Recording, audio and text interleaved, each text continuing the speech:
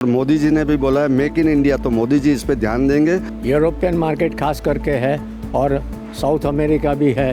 ये दो मार्केट में हमारा एक्सपोर्ट होने का चांसेस ज़्यादा है। India is a self sustaining economy, तो आई एम श्योर इंडिया को इस चीज़ से बाहर निकलने में टाइम नहीं जाएगा। जो अमेरिका में भी आज देखेंगे तो जो पॉपुलेशन है वो इंडियन ज़्यादा है और इंडियन लोग हर कंट्री में ज़्यादा, इसलिए इंडिया का माल ज़्यादा प्रेफर करते हैं। और मोदी जी ने भी बोला है मेक इन इंडिया, तो मोदी जी इस पे ध्यान देंगे कि अपना जो रॉ मटेरियल है वो कैसे सस्ता आवे और उसकी कॉस्ट हमारे इंटरनेशनल बाजार में हम कैसे कंपटीशन में टिक सके।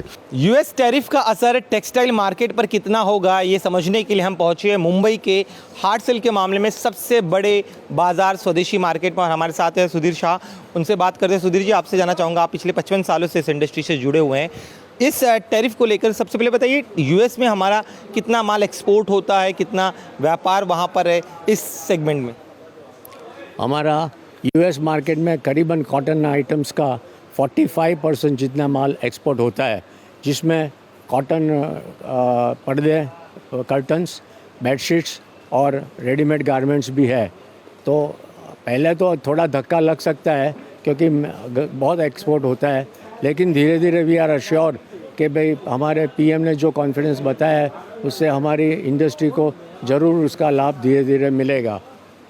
किस तरह का क्या क्या ऑप्शंस है जो इससे अफेक्ट होने वाले हैं, वो कैसे अपने होने वाले संभावित नुकसान को कवर कर सकते हैं? ऐसा है, ये एक चैलेंज है। We have to explore new markets और इसके कारण हमको नई नई टेक्निक भी मिलेगी और एक कंट्री के ऊपर जो डिपेंडेंस है जो हमको दबा देती है वो बंद हो जाएगा। और हमारा उम्मीद है कि हम ज़्यादा से ज़्यादा वर्ल्ड मार्केट एक्सप्लोर करने लगेंगे। कौन से देश ऐसे संभावित है जहां पर जो अभी, चूंकि चाहे कुछ समय सबको पता था कि इस तरह से टैरिफ लगने वाला है, तो कौन से नए मार्केट है जिसे एक्सप्लोर किया जा रहा है और जिन्हें आगे चल के एक्सप्लोर किया जा सकता है? यूरोपियन मार्केट खास करके है और साउथ अमेरिका भी है। ये दो मार्केट में हमारा एक्सपोर्ट होने का चांसेस ज़्यादा है। आप मुझे बताइए, आप यहाँ पे सेक्रेटरी हैं, ऐसे में व्यापारी वर्ग क्या कह रहा है जो माल एक्सपोर्ट करते हैं? उनके मन में क्या चिंताएं हैं, परेशानियां हैं, या फिर वो आशावादी है कि इस चीज़ों से बाहर निकल सकते हैं? जहाँ तक यूएस के एक्सपोर्ट का सवाल है, जो प्रीडोमिनेंटली अमेरिकन मार्केट्स को एक्सपोर्ट करते थे वो डेफिनेटली फ़िलहाल चिंता में हैं।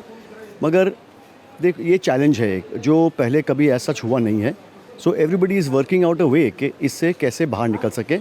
और जैसा सुधीर भाई ने बताया कि हमको नए मार्केट्स एक्सप्लोर करने पड़ेंगे और India is a self sustaining economy, तो आई एम श्योर इंडिया को इस चीज़ से बाहर निकलने में टाइम नहीं जाएगा। ब्रिक्स का भी सवाल है, we are trying to work out transaction in rupees, that's a very good thing. अगर वो होता है तो अपनी समस्या काफ़ी हद तक कम हो जाएगी। और ये चीज़ बताए, अब जो मज़दूर, जो चूँकि जो मैन्युफैक्चरिंग होती है, उस जो मज़दूर है, जैसे बड़े व्यापारी है तो उनके पास तो पैसे, वो सर्वाइव कर सकते हैं इस प्रॉब्लम से, लेकिन जो मज़दूर वर्ग है उसको लेकर क्या किया जाना चाहिए, उस बारे में आपकी क्या सजेशन? इंडिया तो लेबर ओरिएंटेड कंट्री है, तो मज़दूर वर्ग को कहीं ना कहीं से तो लेबर मिल ही जाएगा, उनको मिल जाएगा। Because we, as I said, we are a big economy, we are growing and सबका अच्छा ही होगा आगे। इसके साथ ही मैं सुधीर भाई आपसे जानना चाहूँगा, जैसे कि हम आपसे डिस्कस करा था कि क्या ऐसे कदम हैं उठाने चाहिए सरकार को, चूँकि आप इतने लंबे समय से इंडस्ट्री में जुड़े हुए हैं, ताकि इस चैलेंज को और बेहतर तरीके से टैकल किया जा सके? आप इंपोर्ट का जिक्र करें तो उस बारे में बताइए। गवर्नमेंट को raw material, basic raw material जो है वो इंपोर्ट करने में एक्साइज ड्यूटी घटानी चाहिए, ताकि हम सस्ते भाव से माल लेके एक्सपोर्ट में कॉम्पिटिटर में रह सके। ये बहुत ज़रूरी है। दूसरा ये है कि लेबर को भी ठिकाने लगाना है और इसके लिए लेबर ओरिएंटेड पॉलिसी बनानी चाहिए। लेबर ओरिएंटेड पॉलिसीज़ होनी चाहिए। आप मुझे बताइए जरा, अब चूँकि जैसे कि कह रहे थे कि यूरोपियन मार्केट है और जो साउथ अमेरिका है, उससे एक्सप्लोर किया जा सकता है, कितने चांसेस है भारत का माल क्यों पसंद किया जाता है अमेरिका में, पहले तो वो बताइए ज़रा। अब चूँकि अगर दूसरे देशों को एक्सप्लोर करना है तो किन चीज़ों का ख्याल रखा जाए?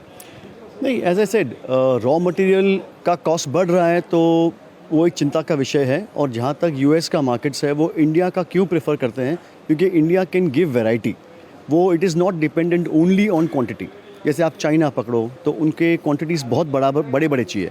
इंडिया में ऐसा नहीं है and India is a country with multiple resources. So I am sure ये इशू जो है वो इंडिया के लिए थोड़ा चिंताजनक है, मगर लंबा नहीं टिकेगा ये इशू। ये कह रहे कि लंबा नहीं टिकेगा इशू, आपका क्या कहना है? नहीं, उसमें ऐसा है कि इंडिया का तो कॉस्ट वाइज तो सस्ता है, लेकिन जो अमेरिका में भी आज देखेंगे तो जो पॉपुलेशन है वो इंडियन ज़्यादा है और इंडियन लोग हर कंट्री में ज़्यादा, इसलिए इंडिया का माल ज़्यादा प्रेफर करते हैं। और मोदी जी ने भी बोला है मेक इन इंडिया, तो मोदी जी इस पे ध्यान देंगे कि अपना जो रॉ मटेरियल है वो कैसे सस्ता आवे और उसकी कॉस्ट हमारे इंटरनेशनल बाज़ार में हम कैसे कंपटीशन में टिक सके। तो ये होना ही है, उसको थोड़ा टाइम लगेगा लेकिन हो जाएगा। हम सब सोचेंगे तो ये डेफिनेट होगा। आप आशावादी हैं मतलब? हाँ, आशावादी। आशा नहीं रखेंगे तो काम कैसे होगा? आप में आशा ही नहीं रहेगी तो हम काम कैसे कर सकेंगे? तो हमेशा एक ही मंत्र रखिए कि हमको भारत को आगे बढ़ाना है, मोदी जी का साथ देना है। और मोदी जी से भी ये रिक्वेस्ट है कि आप जो भी मटेरियल इंपोर्ट करते हैं तो वो उसकी कॉस्ट अपने व्यापारियों को कैसे, मैन्युफैक्चरर को कैसे सस्ती पड़े। और दूसरा, अपना रुपया पूरे वर्ल्ड में डॉलर के मुकाबले कहाँ खड़ा रहे, ये दो चीज़ अगर ध्यान देंगे तो अपना देश कभी नहीं झुकेगा। इंस्टेंटली क्या किया जाए? आप जो बता रहे हैं वो चीज़ें भविष्य में कब होंगी ये वो बाद में पता चलेगी। अभी जैसे जो इमीडिएट जिन्हें अफेक्ट हो रहा है वो क्या करें, उनको लेकर आपका क्या कहना? नहीं, जैसे अभी देखिए कि इंस्टेंटली तो अभी आज के 20 दिन पहले अमेरिका के ट्रम्प साहब ने जो रोल किया है और हमारे ऊपर बैंड लगाने शुरू किए और 50% लगा दूंगा, 100% लगा दूंगा, तो ठीक है ना, अमेरिका एक बार हो जाएगा। वर्ल्ड में दूसरे देश नहीं है क्या? हम उन देशों को देंगे और अमेरिका को झुका के रखेंगे। तो ये जो परिस्थितियाँ आती है उसमें क्या होता है कि मोदी जी का जो सपना है या जो मोदी जी को कार्य करना है या भारतीय जनता पार्टी को जो कार्य करना है आगे चलकर, तो उसमें थोड़ी सी रुकावट आती है। तो जो आप नेताओं वाली बात मत करिए, राजनीति बात मत करिए, आप सीधा व्यापारी वर्ग है, व्यापारी के हिसाब से बात करिए। हाँ, तो व्यापारी के हिसाब से ऐसा है कि राजनेता जब तक सस्ता नहीं देगा तो व्यापारी क्या करेगा? और अगर दूसरी कंट्री का प्रेसिडेंट हमारे ऊपर इतनी ड्यूटी लादता है तो उसका जवाब कौन देगा? व्यापारी दे सकता है क्या? आप वो मुझे बताइए। हाँ, तो सरकार सुनेगी, बस ये दो चीज़ हो जाएगी, हमारा जो मटेरियल कॉस्ट कम हो जाएगा, हम दुनिया में सब जगह खड़े रहेंगे। सर ऐसा है कि यहाँ पे जो व्यापारी है या इंडियन जो व्यापारी है वो बहुत ही लेबरस व्यापारी है, तो उनको रेट कम करने के लिए एक तो ये जो जीएसटी लगा रहे हैं, अभी कपड़े में रॉ मटेरियल में 5% है, लेकिन आगे जाके वो 12%, 18%, 24% हो जाता है, तो कहीं ना कहीं वो इफ़ेक्ट पड़ता है एक्सपोर्ट के लिए। तो वो चीज़ को ध्यान में रखते हुए किस तरह बेनिफिट होना चाहिए बिजनेसमैन को, व्यापारी को, ये सब छोटे व्यापारी, बड़े व्यापारी को इसमें कोई ज़्यादा तकलीफ नहीं पड़ता है, लेकिन ये छोटे व्यापारी जैसा हमारे स्वदेशी मार्केट है, ये छोटे व्यापारी के है। आज देखो रोज़ के यहाँ कम से कम 5 से 10 हज़ार लोग आते जाते हैं, मुकादम है, सब लेबरस वर्क है, वो अपना रोजी पानी, दाना पानी यहाँ से निकालते हैं, अपना व्यवहार चलाते हैं। तो आज व्यापारी सबको और गवर्नमेंट को भी सोचना चाहिए कि किस तरह ये छोटे व्यापारी ऊपर आवे और अपना एक्सपोर्ट भी बढ़े। ये अमेरिका तो कुछ भी बोलेगी तो नहीं चलेगा। आज अपना कपड़ा जो है पूरे वर्ल्ड मार्केट में जाता है। आज अफ्रीका में कितना कॉटन जाता है, आज अफ्रीका में मोस्टली सब कॉटन ही जाता है, वहाँ कॉटन प्रीफर करते हैं, और वो भी इंडिया के। इंडिया से आज जयपुर से, सौराष्ट्र से, राजकोट से कितना कपड़ा जाता है आप साउथ अफ्रीका में, आप देखिए। तो आज वो सब चीज़ के लिए ध्यान देवे, गवर्नमेंट को ध्यान देवे, मोदी जी को भी रिक्वेस्ट कर रहे हैं कि छोटे व्यापारी को ध्यान दीजिए सर, बड़े व्यापारी तो अपने हिसाब से चल रहेंगे। आप एक कमेंट आपसे जानूंगा, आप क्या अपील करेंगे, आप क्या चाहेंगे सरकार ये सिचुएशन से निकलने के लिए करे? रॉ मटेरियल का इनपुट जो है वो टाइम टू टाइम बढ़ रहा है, तो एक कुछ कंट्रोल मैकेनिज्म हो जावे कि रॉ मटेरियल ज़्यादा महंगा नहीं होए, क्योंकि इससे अपने को सब जगह नुकसान है, अपना सेल्फ कंजम्पशन में भी और एक्सपोर्ट में भी। और अगर अपने को एक्सपोर्ट में फ़िलहाल टिकना है, एटलीस्ट जो लोग यूएस एक्सपोर्ट करते हैं और उनके पास फ़िलहाल कोई ऑप्शन नहीं है, वो रॉ मटेरियल कॉस्ट से बहुत ज़्यादा गवर्नेंस होता है उनका। तो अगर उनको सस्टेन करना है टेम्पररीली, समझो 6 महीना, जब तक वो दूसरे एवेन्यूज़ नहीं पकड़े, रॉ मटेरियल का कॉस्ट अगर उनके लिए कट सके तो उनको बहुत बेनिफिट होगा, वो सस्टेन कर पाएंगे। मुश्किल हालात से सर्वाइव कर जाएंगे आपको लग रहा है, जो चैलेंज आया है इस यूएस टैरिफ की वजह से भारतीय टेक्सटाइल मार्केट? सर्वाइव तो करेगा, पॉजिटिव सर्वाइव तो करने की बात दूर है, ये तो ग्रो करेगा। Because India, as I said, India बहुत स्ट्रॉन्ग इकोनॉमी है, हम अपने आप पे डिपेंड करते हैं और एक्सपोर्ट पे भी डिपेंड करते हैं, और इंडिया कर पाएगी ये पॉजिटिवली।